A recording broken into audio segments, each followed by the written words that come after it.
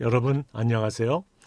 오페라의 역사는 흥미로운 사건과 흥미로운 인물로 가득합니다. 이 중 한 명은 독일 오페라 작곡가 리하르트 바그너입니다. 바그너에 대해 이야기할 때 우리는 항상 1870년대에 그가 꿈에 그리던 오페라 하우스를 지은 작은 도시 바이로이트를 생각합니다.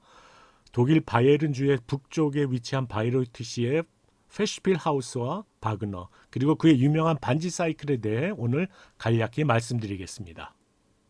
독일의 오페라 작곡가이자 이론가인 리하르트 바그너는 19세기에 가장 영향력 있는 인물 중 한 사람이며 확실히 역사상 가장 중요한 작곡가 중 한 사람입니다. 그의 무대 작품과 음악은 그의 음악적 아이디어를 계승하거나 혹은 반대한 사람들로 인해 서양 음악의 과정에 혁명적인 영향을 끼쳤습니다. 바그너는 1813년 라입치히에서 태어나 성 토마스 교회에서 세례를 받았습니다. 요한 세바스티안 바흐가 카펠마이스터로 활동한 것이 100년도 채 되지 않았던 때입니다. 학교를 다녔음에도 반항적인 성격으로 인해 그는 주로 초기 대가들의 악보를 공부하며 독학했습니다. 그의 모험심과 정치적인 견해 때문에 그는 때때로 망명 생활을 해야 했습니다. 특히 그는 기혼 여성과의 불륜으로 악명이 높았습니다.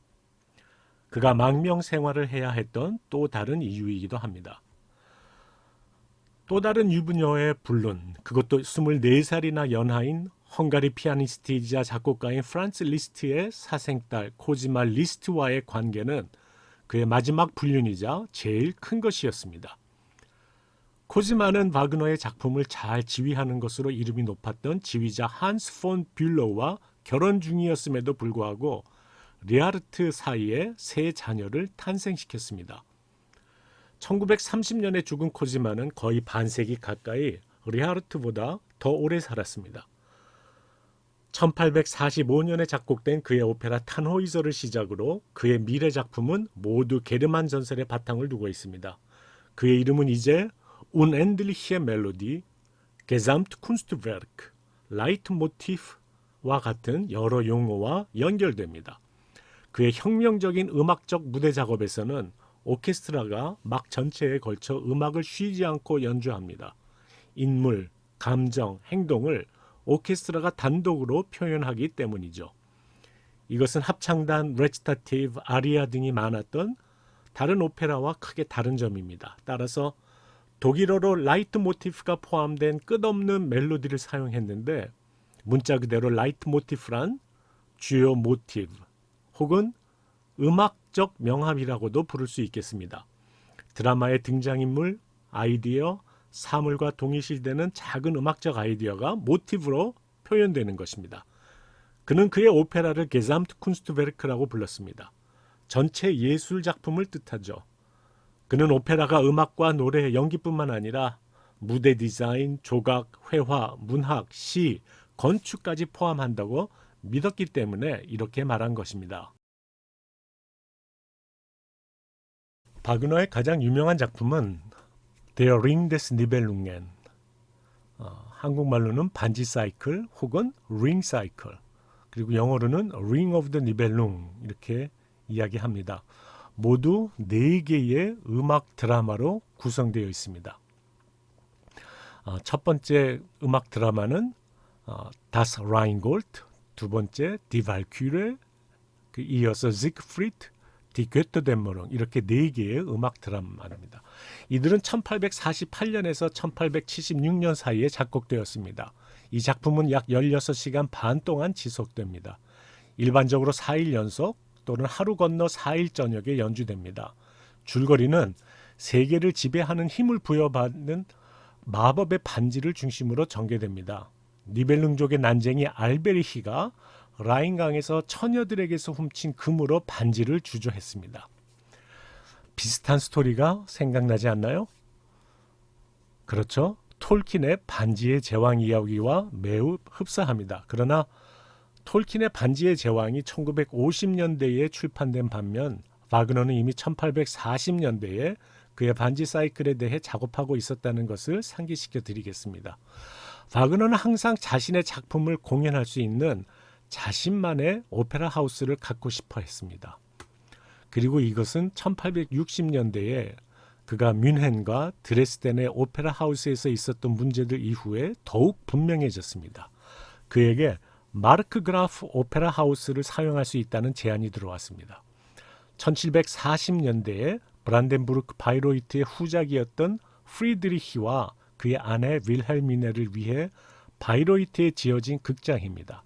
윌헬미네는 열렬한 음악 애호가이자 작곡가이기도 했습니다. 그녀는 이 오페라 하우스에서 작곡가, 배우, 심지어 무대 감독으로 일했습니다.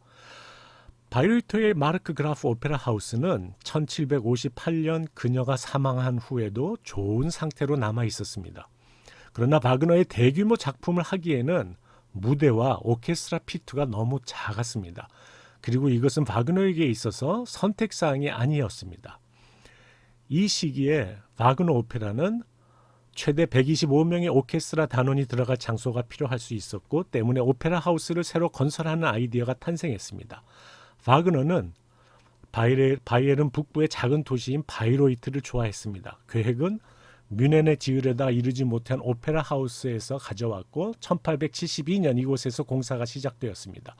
바이에른 왕 루드비히 2세의 막대한 재정적 지원이 있었음에도 불구하고 바그너는 여전히 상당한 양의 돈을 마련해야 했습니다. 이곳 오페라 하우스의 공헌자 중에는 터키의 술탄 압둘라지스가 있었습니다. 압둘라지스는 1872년 뉴른베르크를 방문했을 때 이 프로젝트에 대해 설명을 들은 다음에 한 좌석에 300탈러씩을 지불하고 세 석을 예약했습니다. 불행히도 그는 이곳에서 공연을 볼 수 없었습니다. 바이로이트 페시필 하우스가 오픈하기 불과 몇 달 전인 1876년 5월에 면직되었기 때문입니다. 살해되었다고도 합니다. 바이로이트 페시필 하우스에는 다양한 혁신적 아이디어가 있습니다. 여기에는 전통적인 오페라 하우스의 말굽 형태의 모양은 없습니다. 대신에 좌석은 현대 영화관에서 볼 수 있는 가파른 쐐기 모양식의 좌석이 배열되어 있습니다. 이 스타일의 좌석은 모든 관람자에게 동등하고 회방받지 않는 오페라 감상을 제공합니다. 물론 박스 자리가 있습니다. 뒷벽에만 있죠. 그리고 전체 좌석은 1925명입니다. 그리고 다른 오페라 하우스처럼 중간에 입구가 없습니다.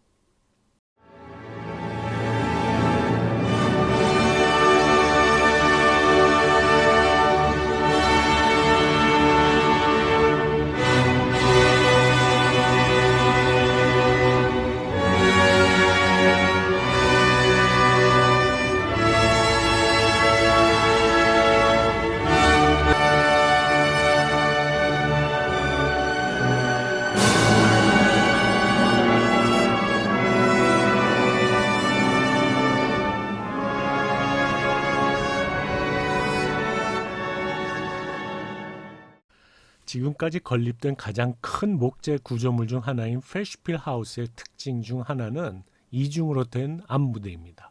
이것은 관객에게 무대가 실제보다 더 멀리 떨어져 있다는 환상을 줍니다. 그러나 무엇보다도 가장 중요한 특징은 바로 페시필 하우스의 오케스트라 피트입니다. 페시필 오케스트라 자리는 무대 아래 움푹 들어가 있고 윗부분이 덮개로 가려져 있어서 청중에게 완전히 숨겨져 있습니다. 바그너는 관객이 무대 위에 드라마에 집중할 수 있도록 돕기 위해서는 오케스트라가 관객에게 완전히 보이지 않아야 한다고 생각했습니다. 큰 오케스트라 자리는 계단식으로 설계되어 가장 큰 악기는 피트의 제일 밑부분에 앉고 다른 악기는 더 위쪽으로 놓이게 됩니다. 이 좌석 배치는 바그너가 작곡한 초대형 오케스트라와 가수 사이의 균형을 도와줍니다. 이 경우 가수는 대규모 오케스트라의 소리 위에서 청중에게 훨씬 더 쉽게 프로젝션 할 수 있습니다. 또한 피트 위의 덮개 덕분에 오케스트라의 소리가 먼저 무대 쪽으로 반사된 다음 무대 위에 가수들과 섞인 후 관객 쪽으로 나가기 때문에 오케스트라와 가수 간의 균형과 조화가 훨씬 좋습니다. 오케스트라는 또한 특이한 방식으로 자리에 앉습니다. 예를 들어 첫 번째 바이올린과 두 번째 바이올린이 반대로 되어 있습니다. 이렇게 앉음으로써 오케스트라는 실제로 관객이 아니라 무대를 향하고 있기 때문입니다.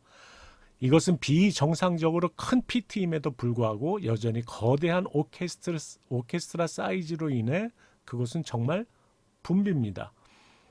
그리고 축제가 열리는 여름철에는 이 건물에 에어컨이나 난방 시설이 없기 때문에 오케스트라 피트의 온도가 30도를 넘어갈 수도 있습니다.